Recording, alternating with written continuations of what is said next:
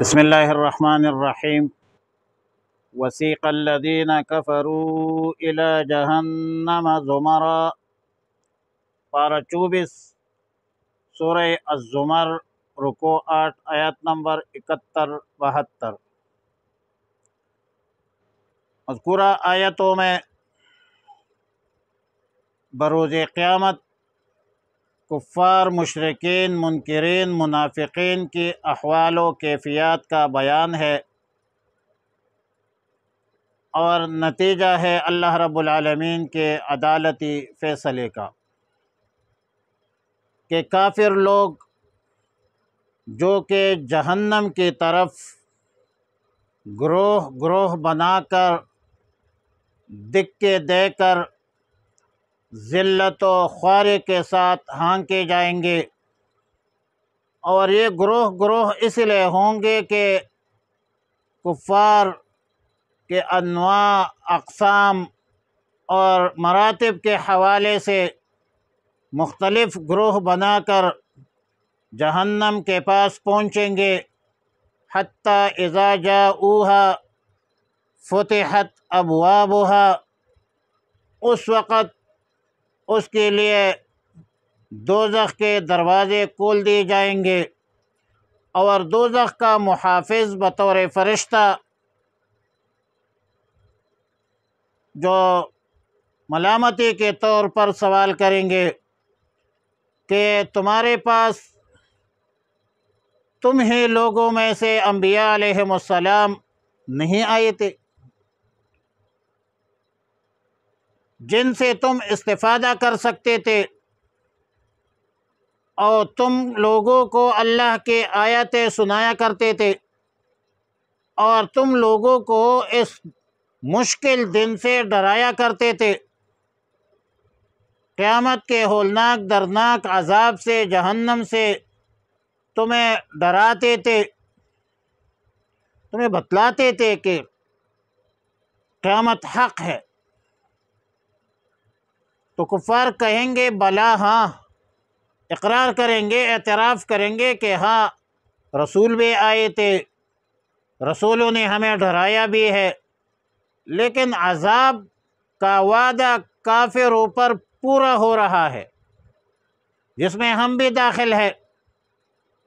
اب یہ اعتذار نہیں ہے، عذر معذرت نہیں ہے، بلکہ اعتراف جرم ہے کہ باوجود ابلاغ کے یہ کہتے ہیں کہ ہم نے کفر کیا، اور کافروں کے لیے تو عذاب موعود تھا، متعین اور مقرر تھا، اور وہ اب ہمارے سامنے آ گیا ہے، اور واقعی ہم مجرم تھے۔ تو اللہ کا ضابطہ بھی یہی ہے کہ انا من المجرمین منتقمون، اور پھر ان مجرمین سے کہا جائے گا، یعنی فرشتے کہیں گے کہ جہنم کے دروازوں میں سے داخل ہو اور ہمیشہ اس میں رہا کرو۔ الغرض اللہ تعالیٰ کے احکامات سے روگردانی کرنے والوں، تکبر کرنے والوں کا بہت برا ٹھکانہ ہے جہنم، اور پھر اس کے بعد جہنم میں داخل ہوں گے، اور پھر اس پر جو ہے وہ دروازے جو ہے وہ بند کر دی جائیں گے، جیسے کہ اللہ رب العالمین نے فرمایا کہ علیہم نار مؤصدہ۔ ظاہر ہے دنیا دار العمل ہے، دنیا ازداد کا مجموعہ ہے، دنیا میں خیر بھی بکثرت موجود ہے، شر بھی بکثرت موجود ہے، دنیا میں ہدایت کے ذرائع بھی، مواقع بھی موجود ہے، دلالت گمراہی کے ذرائع اور راستے بھی موجود ہے۔ عالمی انسانیت میں سے جن لوگوں نے شر کا راستہ اختیار کیا، دلالت اور گمراہی کا راستہ اختیار کیا، کفر اور شرک کا راستہ اختیار کیا، تو ظاہر ہے کہ انہوں نے اپنا آخرت تباہ برباد کر دیا، جس کی سزا واضح ہے کہ کافرین، مشرکین، منکرین، منافقین کا جو ٹھکانہ ہوگا بروز قیامت وہ جہنم ہوگا۔ اور یہ انصاف کا تقاضا ہے کہ مجرمین، ظالمین کو سزا دینا چاہیے، بلکہ آخرت کے عذاب سے اللہ تعالیٰ نے تو پوری عالم انسانیت کو آگاہ کیا، خبردار کیا انبیاء علیہم السلام کے ذریعے سے، کتب اور صحائف کے ذریعے سے۔ انبیاء علیہم السلام نے پوری طاقت اور پوری جدوجہد سے اپنے امتوں کو ہدایت کی اور ہدایت کی بھرپور کوشش کی، لیکن انبیاء علیہم السلام کا کام تو دعوت ہے، تبلیغ ہے، رسالت ہے، اللہ کے احکامات پہنچانا ہے، یہی منصب رسالت کے تقاضے ہے۔ باقی ہدایت تو اللہ کے اختیار میں ہے، وما علینا الا البلاغ المبین کا تو یہی مطلب ہے۔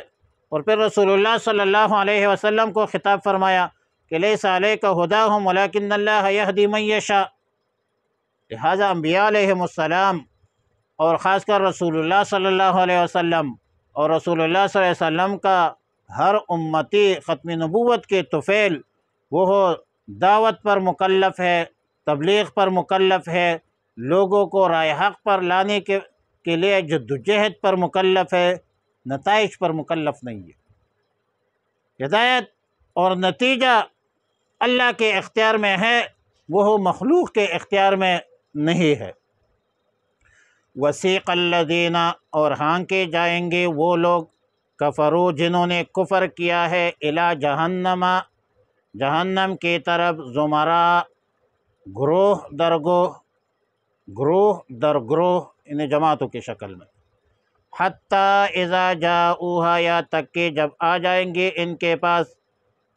فتحت، تو کھول دے جائیں گے، ابوابہا، یہ جہنم کے دروازے، وقال، اور کہیں گے، لہم، ان سے، خزنتہا، اس کے محافظ جو فرشتہ ہے، وہ فرشتہ کہیں گے، الم یأتکم رسل منکم، کیا نہیں آئے تھے تمہارے پاس رسل، منکم، تم میں سے، یتلونا،